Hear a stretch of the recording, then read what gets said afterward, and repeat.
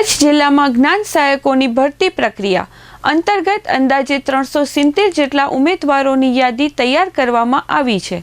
જેમાં ઉચ્ચતર તથા માધ્યમિક વિભાગ માટેની તારીખો નક્કી થઈ ગઈ હોવાનું જાણવા મળ્યું છે। જિલ્લાની આંતરિક બદલી પ્રક્રિયા પૂર્ણ થયા બાદ તથા પ્રાથમિક વિભાગની પસંદગી પ્રક્રિયા પૂર્ણ થયા પછી જ કચ્છ જિલ્લામાં જ્ઞાન સહાયકોની અંતિમ નિમણૂક કરવામાં આવશે, જેના કારણે જિલ્લામાં જ્ઞાન સહાયકોની ભરતી માટે ઉમેદવારોને હજુ થોડો સમય રાહ જોવી પડશે। હાલમાં કચ્છ જિલ્લાની શાળાઓમાં ખાસ કરીને ગણિત અને વિજ્ઞાન વિષયના શિક્ષણને મજબૂત બનાવવા માટે જ્ઞાન સહાયકોની ભરતી કરવામાં આવશે। આ ભરતીથી શાળાઓમાં વિષયવાર શિક્ષણની ગુણવત્તામાં વધારો થવાની આશા વ્યક્ત કરવામાં આવી રહી છે। આ અંગે ઇન્ચાર્જ જિલ્લા પ્રાથમિક શિક્ષણાધિકારી કમલેશભાઈએ ચંચળ ન્યૂઝ સાથે વાતચીત કરતા માહિતી આપી હતી। મારું નામ કમલેશ ખટારિયા, ઇન્ચાર્જ જિલ્લા પ્રાથમિક શિક્ષણાધિકારી તરીકે અત્યારે હાલમાં ફરજ બજાવું છું। કચ્છ જિલ્લામાં શિક્ષણ માટે જ્ઞાન સહાયકની જે વાત કરું છે, જ્ઞાન સહાયકની અંદાજિત 370 જેટલા જ્ઞાન સહાયકોની મેરિટ યાદી અત્રેના જિલ્લાને ફાળવવામાં આવેલ છે અને આ જે ફાળવણી કરવામાં આવેલી છે એમાં હાલ ઉચ્ચ માધ્યમિક અને માધ્યમિક વિભાગ માટેના કેમ્પોની તારીખ નક્કી થઈ ગઈ છે,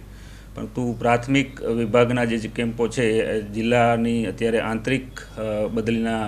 પૂરો થશે એટલે અંદાજિત ફેબ્રુઆરી માસમાં આ જ્ઞાન સહાયકોને નિમણૂક માટે ફાળવણી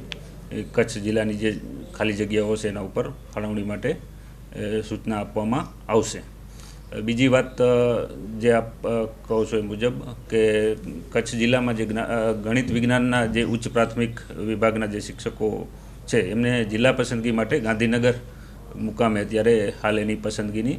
પ્રક્રિયા ચાલુ છે, એટલે પસંદગીની પ્રક્રિયા પૂરી થશે એટલે કચ્છ જિલ્લાના જે જિલ્લો પસંદ કરેલ છે એમને અત્રેની કચ્છ જિલ્લાની પ્રાથમિક શાળાઓમાં ગણિત વિજ્ઞાનના જે શિક્ષકો છે એની ફાળવણી માટેની તારીખ જ્યારે નક્કી કરવામાં આવશે અને અત્રે એના ડોક્યુમેન્ટ વગેરે મોકલવામાં આવશે એટલે એની નિમણૂક સ્થળ પસંદગીની પ્રક્રિયા પણ ટૂંક સમયમાં કરવામાં આવશે। પૂરી થઈ છે 29 તારીખ સુધી જે કચ્છ જિલ્લાની આંતરિક બદલી છે। અત્યારે પહેલા તબક્કાનો કાર્યક્રમ છે, એ પહેલા તબક્કાનો જે કાર્યક્રમ છે એ મોટે ભાગે 1લી તારીખે એના ઓર્ડર એમને જનરેટ ઓનલાઈન જ્યાં માંગણી હશે ત્યાં કચ્છ જિલ્લાની અંદર જ એ જનરેટ ઓર્ડર મુજબ એમને ઓર્ડર મળી જશે ઘર બેઠા। અને બીજા તબક્કાનો જનરલ તબક્કામાં આમાં જે ખાલી જગ્યાઓની વધઘટ રહી એમાં પછી જે જનરલ તબક્કો હોય એ બીજા તબક્કામાં એની તારીખો નક્કી થાય, કેટલી જગ્યાઓ ખાલી રહી એના ઉપર માંગણી કરી શકશે।